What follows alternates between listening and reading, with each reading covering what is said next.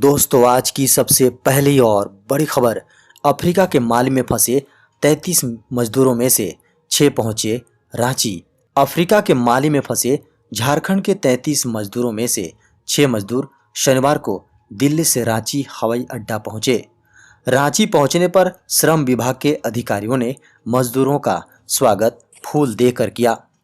सभी मजदूरों ने झारखंड की धरती को नमन करते हुए केंद्र और राज्य सरकार का शुक्रिया अदा किया। बता दें कि गिरिडीह और हजारीबाग जिले के 33 मजदूरों ने वेस्ट अफ्रीका के माली से अपने राज्य वापसी की गुहार लगाई थी।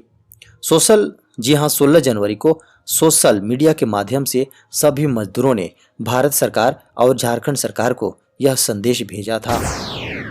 दोस्तों, बड़ी खबर है। झारखंड में बजट सत्र के बाद होगी पंचायत चुनाव की घोषणा। 25 फरवरी से झारखंड विधानसभा का बजट सत्र शुरू होगा।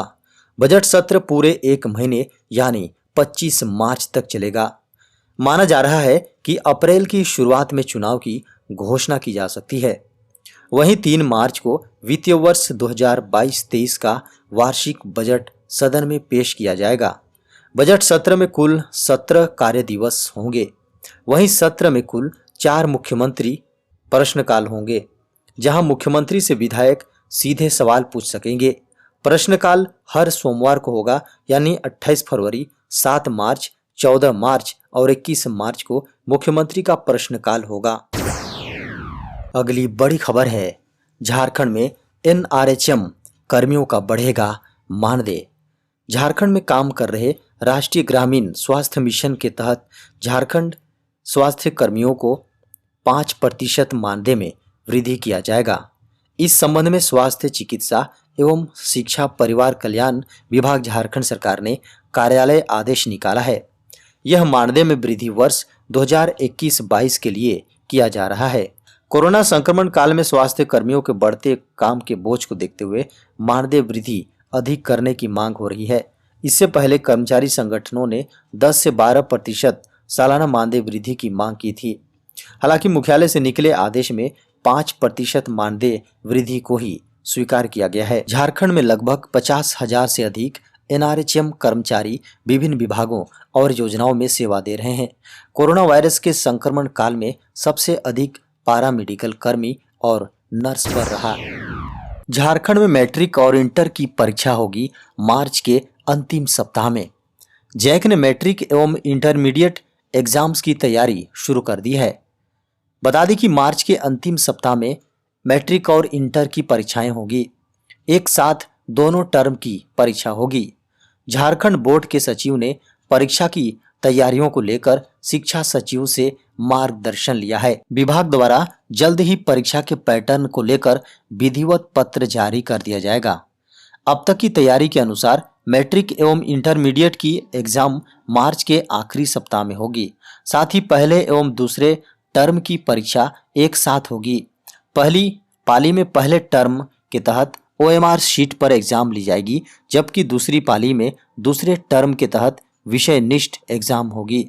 इसमें लघु उत्तरीय एवं दीर्घ उत्तरीय प्रश्न पूछे जाएंगे। बड़ी खबर है। झारखंड में प्रत्येक प्रखंड के एक गांव को गोद लेंगे बैंक। बड़ी खबर आ रही है। झारखंड में कार्यरत सार्वजनिक क्षेत्र के सभी बैंक प्रत्येक प्रखंड का कम से कम एक गांव को गोद लेंगे। बैंक इन गांवों को गोद लेकर वहां सारी बैंकिंग सुविधाएं सुनिश्चित करेंगे। झारखंड में राज्य स्तरीय बैंकर्स समिति के तत्वाधान में सभी पीएसयू बैंक सभी जिलों के सभी प्रखंड के वित्तीय समावेशन, सामाजिक सुरक्षा योजनाएं, ऋण प्रवाह, डिजिटल बैंकिंग आदि समस्त बैंकिंग सुविधाएं देंगे। झारखंड के समस्त 264 प्रखंडों में कौन कितने गांवों को गोद लेगा, यह भी सुनिश्चित कर दिया गया है। मुख्यमंत्री श्री हेमंत सोरेन ने कहा, झारखंड में पर्यटकों के लिए जंगल में लगेंगे शिविर। झारखंड के मुख्यमंत्री श्री हेमंत सोरेन ने शुक्रवार को कहा कि देश के कई अन्य राज्यों की तरह पर्यावरण अनुकूल पर्यटन को बढ़ावा देने के लिए झारखंड के जंगलों में पर्यटकों के लिए शिविर लगाए जाएंगे, जिससे लोग साहसिक पर्यटक पर्यटन का भी आनंद ले सकेंगे। मुख्यमंत्री ने झारखंड वन्यजीव बोर्ड की 14वीं बैठक की अध्यक्षता करते हुए कहा कि कई राज्य अपने जंगल और वन्यजीव को लेकर कार्य कर रहे हैं और जोर दिया कि वन विभाग उस मॉडल को झारखंड में अपनाए और बेहतर सुविधाएं प्रदान करे। उन्होंने कहा कि जंगलों में साहसिक पर्यटन को बढ़ावा देते हुए कैंप लगाए जाएं ताकि अधिक से अधिक लोग आकर्षित हों। झारखंड में कोरोना के मिले 507 नए संक्रमित मरीज। झारखंड में पिछले 24 घंटे के दौरान कोरोना से 708 लोग रिकवर हुए हैं और 507 नए मरीज मिले हैं, जबकि इससे किसी भी मरीज की मौत नहीं हुई है। वहीं झारखंड में कुल कोरोना संक्रमित मरीजों की संख्या 4,30,803 हो गया है और अब 2,05,04,867 सैंपल की जांच अब तक की गई है। कोरोना से 4,22,440 मरीज अब तक रिकवर हुए हैं। हालांकि झारखंड में 5,308 संक्रमित मरीजों की मौत अब तक कोरोना से हो चुकी है। दोस्तों, बड़ी खबर है, सीबीएसई ने 10वीं 12वीं की एग्जाम देने वाले छात्रों को किया सावधान। Central board of secondary education यानी सीबीएसई ने टर्म 1 एग्जाम के रिजल्ट का इंतजार कर रहे सोशल मीडिया पर कई तरह की खबरें चल रही हैं कि इस सप्ताह रिजल्ट जारी कर दिया जाएगा। वहीं सीबीएसई के टर्म 2 एग्जाम को लेकर एक नोटिस वायरल हो रहा है, जिसमें कहा जा रहा है कि 10वीं 12वीं की एग्जाम 4 मई से शुरू होने वाली है। सोशल मीडिया पर सीबीएसई के नाम के साथ एक नोटिफिकेशन जारी किया गया है। इस अधिसूचना में दावा किया गया है कि 10वीं और 12वीं कक्षा की बोर्ड परीक्षाएं 4 मई 2022 से शुरू होंगी।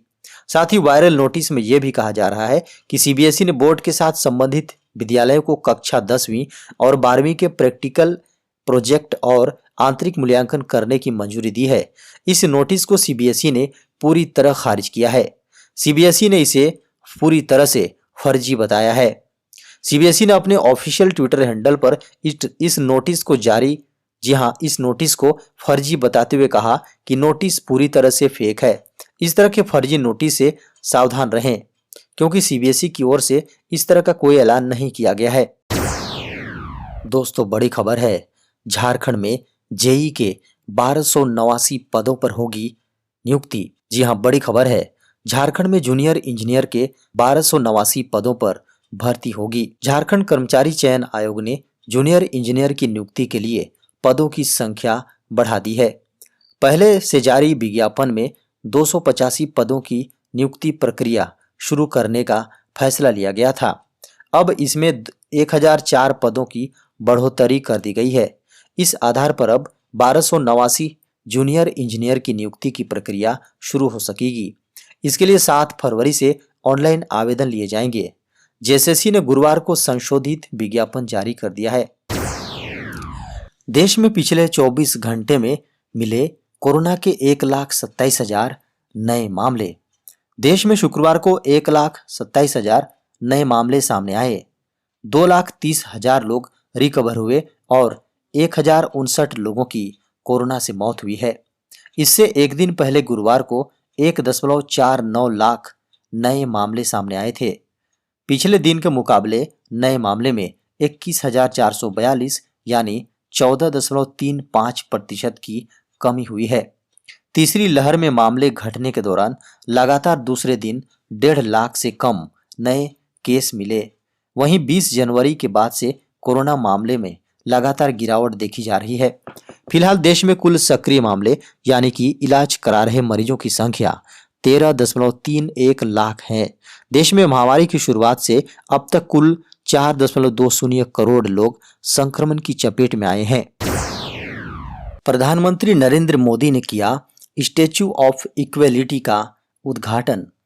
प्रधानमंत्री नरेंद्र मोदी ने शमशाबाद में 11वीं शताब्दी के श्री रामानुजाचार्य की याद में 216 फीट ऊंची स्टैच्यू ऑफ इक्वेलिटी का अनावरण किया।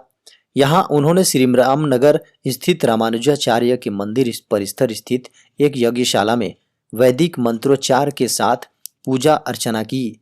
उन्होंने परिसर में बने 108 दिव्य देशम की परिक्रमा भी की। यह Divya Desam statue of equity के चारों ओर बने हुए हैं। स्टैचू ऑफ इक्वालिटी का उद्घाटन रामानुजाचार्य की वर्तमान में जारी 1000वीं जयंती समारोह यानी 12 दिवसीय श्री रामानुज सहस्त्राब्दी समारोह का हिस्सा है। दोस्तों, बड़ी खबर है। स्वर कोकिला लता मंगेशकर की हालत बेहद नाजुक। स्वर कोकिला लता मंगेशकर की हालत एक बार फिर नाजुक हो गई है। बीते 26 दिनों से वे मुंबई के एक हॉस्पिटल में एडमिट हैं। हालांकि 8 दिन पहले जब उन्हें वेंटिलेटर से हटाया गया था तो हालत में सुधार की उम्मीद जताई जा रही थी, लेकिन शनिवार को उन्हें फिर से वेंटिलेटर पर शिफ्ट कर दिया गया है। इस बात की जानकारी ब्रीच कैंडी हॉस्पिटल के डॉक्टर प्रतीप समदानी ने दी है। डॉक्टर प्रतीप समदानी ने कहा कि हम लता दीदी को सभी जरूरी ट्रीटमेंट दे रहे हैं। फिलहाल उन्हें आईसीयू में वेंटिलेटर पर रखा गया है। वह ट्रीटमेंट पर रिएक्ट भी कर रही हैं। बता दें कि लता दीदी की हालत को लेकर फैंस चिंतित हैं। उनके स्वस्थ होने की कामना को लेकर देश भर में पूजा पाठ और यज्ञ का भी आयोजन किया जा रहा है। अस्पताल और उनके घर के बाहर सुरक्षा बढ़ा दी गई है। जनवरी के महीने में लता मंगेशकर के कोरोना संक्रमित होने की खबर सामने आई थी, जिसके बाद 11 जनवरी को उन्हें डॉक्टर्स की निगरानी में आईसीयू में रखा गया था। तब डॉक्टर्स ने कहा था कि 92 साल की लता दीदी के उम्र को ध्यान में रखते हुए उन्हें आईसीयू में भर्ती किया गया है। हालांकि उसके बाद उनकी हालत और बिगड़ने लगी।